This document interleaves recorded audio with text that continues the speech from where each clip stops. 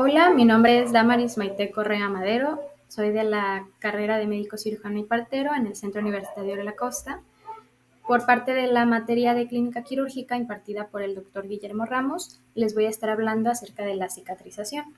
La cicatrización es un proceso biológico fundamental que ocurre siempre que existe una lesión en los tejidos. No es únicamente el cerrar una herida, sino un conjunto complejo de mecanismos perfectamente coordinados que buscan restaurar la integridad del tejido dañado y, en lo posible, su función original. Este proceso tiene un gran interés clínico, ya que de él dependen varios aspectos esenciales, como es la recuperación estética, la resistencia mecánica del tejido reparado y, sobre todo, la prevención de complicaciones como infecciones o la apertura de la herida. Por eso, conocerlo en detalle es clave en la práctica médica. Para definir la cicatrización, bueno, es la reparación de una solución de continuidad mediante la formación de tejido conjuntivo fibroso. Esto significa que el cuerpo no regenera la piel tal como era originalmente, sino que crea un tejido nuevo con características diferentes, que es el tejido cicatricial. Y existen tres tipos principales de cicatrices. Tenemos la cicatriz normotrófica, que esta es la cicatriz ideal. Está ubicada al mismo nivel de la piel y con una apariencia aceptable, casi indistinguible en la piel circundante. Tenemos la hipertrófica, que esta se eleva por encima de la piel, pero siempre permanece dentro de los márgenes de la herida original, a diferencia de la queloide, que es la forma más patológica, ya que se caracteriza por el crecimiento descontrolado, que esta, a diferencia de la hipertrófica, rebasa ampliamente los bordes de la lesión inicial. Esta clasificación no es meramente descriptiva, sino que pues tiene gran importancia clínica porque de ella dependen las decisiones del tratamiento. El proceso de cicatrización se desarrolla en 4 fases interrelacionadas. Está la hemostasia, también conocida como coagulación, la inflamación, la proliferación y remodelación o fase de maduración. Es importante recalcar que estas fases no son compartimentos cerrados, sino que se solapan en el tiempo y se influyen mutuamente. Cuando existe un equilibrio entre ellas, el resultado es una cicatriz normotrófica, una cicatriz funcional y estable. En cambio, cuando alguna de estas fases se altera, el riesgo es que salga una cicatriz patológica, como las que mencioné anteriormente, como la hipertrófica o queloide, que son las dos más importantes. La primera fase, la hemostasia o fase de coagulación, aquí esta se va a activar de manera inmediata tras la lesión. En este momento los vasos sanguíneos se van a contraer, va a haber una vasoconstricción para reducir la pérdida de sangre y se va a iniciar la cascada de coagulación. Como resultado de esto se va a formar un coágulo de fibrina, por eso se llama coagulación. Este coágulo cumple dos funciones esenciales, que es primero detener la hemorragia y proteger la herida, y segundo, actuar como una estructura provisional sobre la cual se adhieren células y proteínas necesarias para la reparación. Sin esta etapa inicial, la herida quedaría expuesta a infecciones y no existiría el andamiaje para las fases siguientes. Tras la hemostasia comienza la fase inflamatoria. En esta etapa, las células dañadas y los microorganismos liberan moléculas de alarma que activan la respuesta inmune. Los neutrófilos y macrófagos acuden al sitio de la lesión y su función principal ahí es limpiar el, el área, fagocitan bacterias, eliminan restos celulares y secretan enzimas que facilitan la reparación.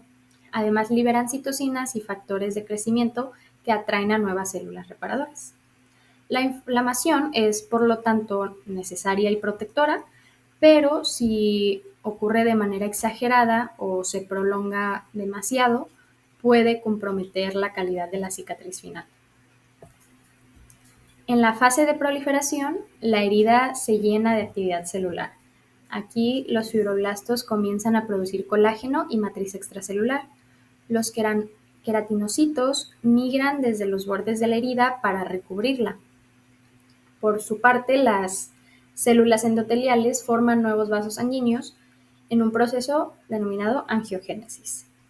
El resultado es la formación del tejido de granulación que tiene un aspecto rojizo y húmedo y constituye la base sobre la cual se va a formar la cicatriz definitiva, que si todo sale bien en estas fases, va a ser una cicatriz normotrófica.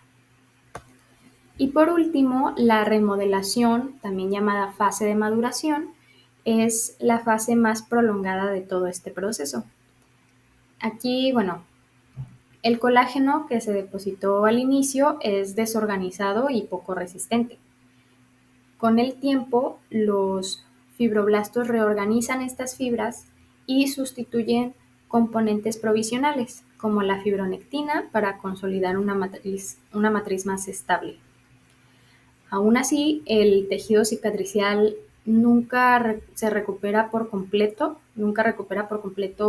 la resistencia de la piel original, ¿no? En promedio alcanza hasta un 80% de fuerza inicial. Esto explica por qué una zona que ya sufrió una herida siempre es más vulnerable a reabrirse ante un nuevo traumatismo en la misma zona. Y este proceso de cicatrización se puede ver alterado por numerosos factores que se van a dividir en sistémicos y en locales. Entre los sistémicos tenemos la edad, en especial la edad avanzada. En la nutrición, la malnutrición puede ser un déficit de proteínas, vitamina C y de zinc. Traumatismos, enfermedades metabólicas, en especial la diabetes, inmunosupresión, enfermedades del tejido conectivo y tabaquismo. Y en las locales tenemos infección, necrosis en los bordes, falta de oxigenación por mala irrigación, radiación, cuerpos extraños en la herida, etc. Como ya había mencionado, cuando se rompe el equilibrio de fases aparecen las cicatrices anormales o cicatrices patológicas. Y existen principalmente dos tipos, que es la cicatriz hipertrófica, que esta se mantiene dentro de los márgenes de la herida, como ya les había comentado y les voy a seguir comentando. Y tenemos la queloide, que esta sobrepasa los límites originales. La distinción entre ambas es muy importante, ya que cada una tiene su manejo y tienen un pronóstico muy diferente también. Y vamos a iniciar indagando un poco en la cicatrización queloide. El queloide es una cicatriz patológica con crecimiento descontrolado de tejido fibroso. Esta puede causar dolor, picazón y un gran impacto estético. Suele aparecer en lóbulos de oreja, hombros, mejillas y esternón, aunque en personas predispuestas, incluso cualquier lesión mínima puede desencadenarlo y puede ser en algunas otras partes del cuerpo. Y puede ser cualquier herida pequeña, ya sea una picadura de algún insecto, un piercing y así. Los signos y síntomas, aparte de los que ya mencioné, bueno, son cicatrices gruesas y irregulares. En los lugares que ya les había comentado, la piel se va a ver como brillante, no va a tener pelo, va a ser grumosa y elevada. El tamaño es variado según el tamaño de la lesión original y el momento en el que el queloide deja de crecer. La textura es variada, puede ser de suave a firme y gomosa. El color es rojizo, marrón o morado según el color de piel y genera picazón y malestar. Bueno, y la causa principal de una cicatriz queloide es el exceso de producción de colágeno. Después de una lesión, el colágeno ayuda pues a estructurar la herida y reconstruir la piel.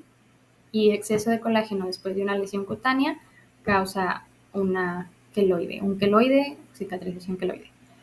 Y se puede desarrollar después de cambios en la piel o una lesión, como lo es el acné, una picadura de insecto, como ya había mencionado, varicela, un corte o alguna quemadura, un piercing o un tatuaje, después de afeitarse y cortarse, una incisión quirúrgica como una cesárea, entre otros.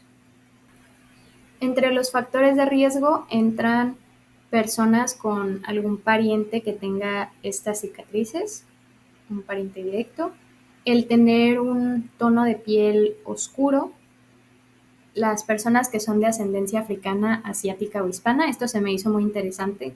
Algunas de las razones por las cuales las personas con esta descendencia tienden a tener este tipo de cicatrización es por meramente genética y pues esta predisposición racial. Los genes que regulan la cicatrización son más activos en personas con mayor contenido de melanina. Y bueno, esto no influye tanto en el color de piel, más que nada solamente, pues sino también en la forma en la que reacciona, ¿no? Frente a una lesión. También, bueno, en individuos mestizos y de piel y con más melanina, los fibroblastos suelen ser más activos y generan más colágeno, lo que ya sabemos que es la causa principal de la cicatrización queloide.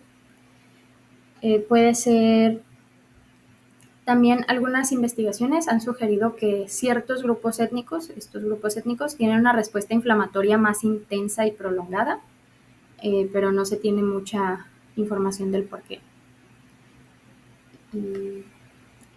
También otro de los factores de riesgo es el tener entre 10 y 30 años, estar embarazada o estar pasando por la pubertad, esto o algún otro cambio hormonal, y tener una condición genética subyacente, como lo es el síndrome de Rubinstein-Daibi.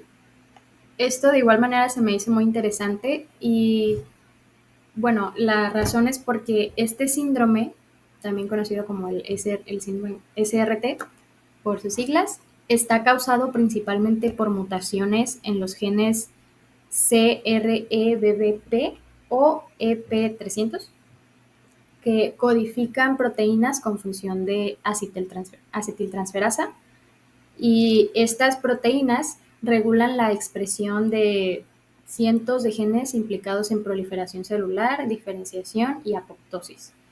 Y cuando están alteradas, los fibroblastos cutáneos no regulan bien la síntesis de colágeno y hay una producción excesiva.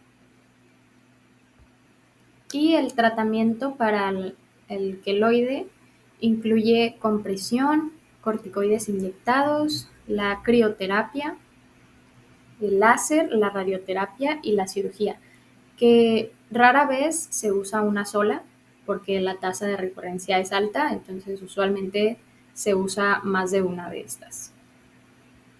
Y ahora nos vamos a concentrar en la cicatrización hipertrófica, que en contraste, la cicatrización hipertrófica se limita al área de la herida, ¿no? Es esta cicatriz gruesa y elevada.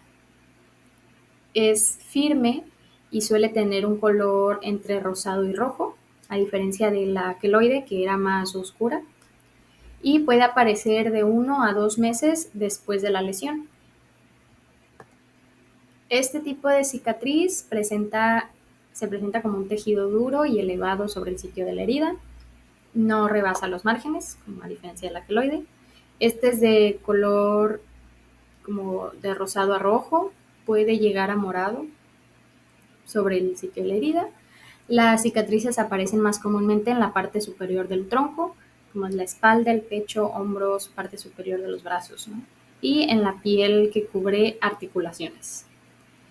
Esta, como ya había mencionado, se desarrolla de 1 a 2 meses después de la lesión. Puede causar irritación, picazón, sensibilidad y o dolor al tocar. Y una cicatriz de este tipo sobre una articulación puede llegar a limitar el movimiento normal de la misma. Y dentro de los factores de riesgo están las quemaduras profundas, que van a inducir una respuesta inflamatoria intensa. Una inflamación sistémica también es un factor de riesgo. La mala cicatrización de heridas anteriores debido a alguna infección y la misma genética, ¿no? Las cicatrices elevadas, en especial las queloides, como ya había mencionado, son hereditarias en ciertas familias. Y bueno, el manejo es muy similar al de una cicatrización queloide. Este va a incluir medicamentos inyectados como lo es la bleomicina o 5-fluoroacilo, además de corticoides locales. Otros tratamientos también pueden incluir igualmente la crioterapia, el láser y en algunos casos la cirugía. En general, las cicatrices hipertróficas responden mucho mejor al tratamiento que las queloides y tienen menos probabilidad de recurrencia. Y aquí les hice una tabla de unas cuantas diapositivas para saber diferenciar las queloides de las hipertróficas de manera muy concisa, de manera clínica. Bueno, la diferencia clínica más clara es obviamente la apariencia de la herida, ¿no? En las queloides ya sabemos que se extiende más allá de la herida, es irregular, puede irse para todos lados, ¿no? Y la hipertrófica también se eleva, pero esta se eleva en los mismos bordes de la herida. Si hay una herida horizontal, la queloide se puede ir para todos lados alrededor de esta herida, a diferencia de la hipertrófica que se va a quedar igualmente elevada, pero en donde se hizo este corte. Está también el color. Las queloides tienden a ser de un color más oscuro, un color más intenso. Se puede ir de rojo a morado hasta marrón. Y las hipertróficas son un color más clarito, de un rosa a un rojizo. Bueno, ¿y dónde se pueden encontrar estas cicatrices principalmente? Las queloides aparecen tanto en zonas de piel tensa como en áreas sin tensión. Y las cicatrices hipertróficas se van a localizar preferentemente en regiones sometidas a tensión mecánica, ¿no? Es en piel tensa. Y sobre la disposición de colágeno, bueno, en las queloides las fibras de colágeno presentan una disposición aleatoria y desorganizada y hay más vasos sanguíneos, ¿no? Mientras que en las hipertróficas se dispone de manera paralela a la superficie de la piel, ¿no? Aquí las fibras de colágeno pues son paralelas de la capa superior, en la epidermis. Hablando del tiempo de desarrollo, las queloides pueden desarrollarse meses o incluso hasta años después de la lesión inicial, lo que las va a hacer menos predecibles, ¿no? Tanto para la persona tratándolas, tanto para las personas teniendo esta lesión, esta cicatrización anormal. Y las cicatrices hipertróficas aparecen en un periodo más temprano, a los pocos meses, que igual es un tiempo prolongado, pero no tan prolongado como lo es el de las queloides, ¿no? Y sobre su riesgo oncológico, bueno, en la literatura se describe un riesgo mayor de transformación maligna en las queloides, aunque pues sigue siendo un evento muy poco frecuente y es muchísimo menos frecuente en las hipertróficas. Y enfocándonos en el tratamiento, las cicatrices hipertróficas son muchísimo más fáciles de tratar que las queloides y en muchos casos disminuyen con el paso del tiempo, ¿no? Las queloides son más difíciles de tratar ya que tienen una alta tasa de retorno a cambio de las hipertróficas, en cambio de las hipertróficas. Entonces, como ya había mencionado, la desaparición, esta pues nunca va a desaparecer sin tratamiento, ¿no? Y cuando hay tratamiento, ya les había mencionado, está la gran posibilidad de que regrese. Y las hipertróficas, aún así sin el tratamiento, depende mucho de la persona, se puede volver menos notorio con el tiempo o con el tratamiento que es, no es que el tratamiento sea más efectivo, sino que la cicatrización es más tratable en las hipertróficas.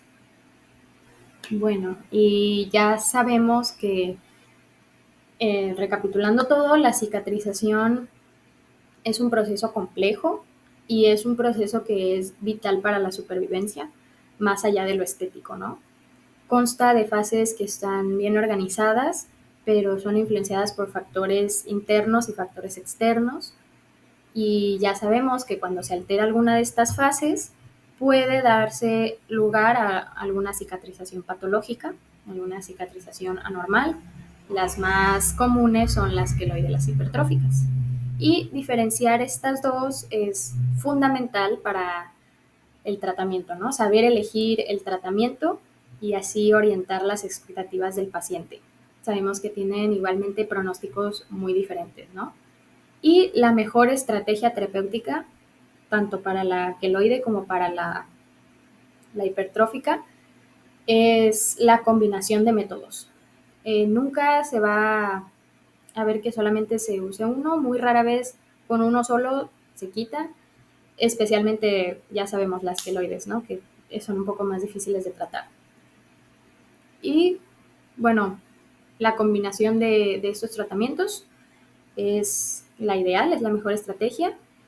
Y en pacientes de riesgo, ya vimos cuáles pueden ser los factores de riesgo, que son cosas que al final no se pueden controlar, como lo es la genética.